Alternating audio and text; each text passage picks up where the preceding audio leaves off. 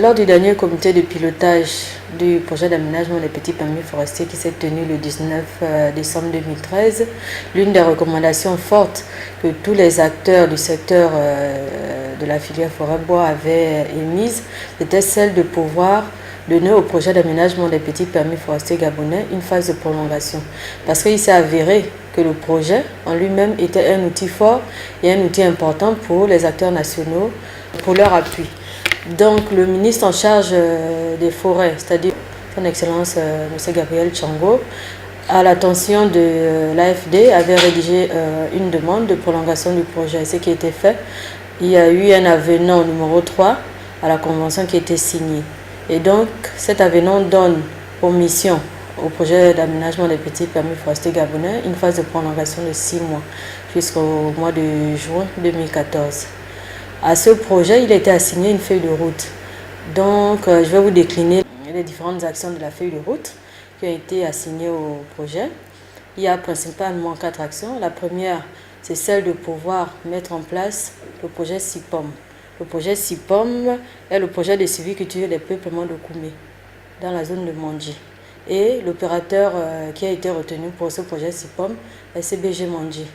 À ce jour, le projet d'aménagement des petits permis est chargé de pouvoir conduire la mise en place de ce projet. La deuxième action qui a été retenue, c'est celle de pouvoir mettre en place les 9 CPAT qui ont été signés lors du dernier comité de pilotage.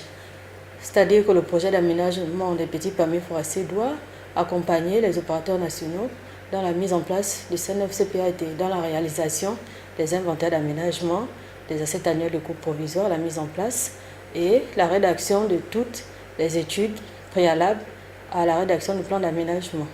La dernière action que le projet doit mettre en place, c'est celle de pouvoir finaliser les travaux d'inventaire d'aménagement et des études socio-économiques des CPAT Ligne Timber et Ocano TCBG. Comme ces actions ont débuté lors de la phase numéro 2, elles doivent s'acheminer à la phase numéro 3. L'une des dernières actions que le projet d'aménagement des petits permis forestiers doit mettre en place est celle aussi de mettre en place une cellule d'appui du projet appui à la filière forêt-bois. Cette cellule d'appui est la continuité un peu de toutes les actions que le projet d'aménagement des petits permis forestiers depuis 2007 jusqu'à nos jours est en train de mener. Ce projet d'appui va pas seulement se baser sur les opérateurs nationaux, mais sur tous les opérateurs de la filière et sur tous les pans.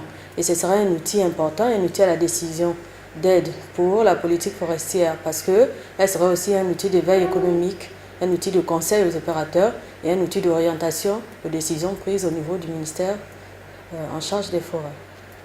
Voici principalement présenté la feuille de route qui était assignée au projet d'aménagement des petits permis forestiers pour sa phase de prolongation. Merci.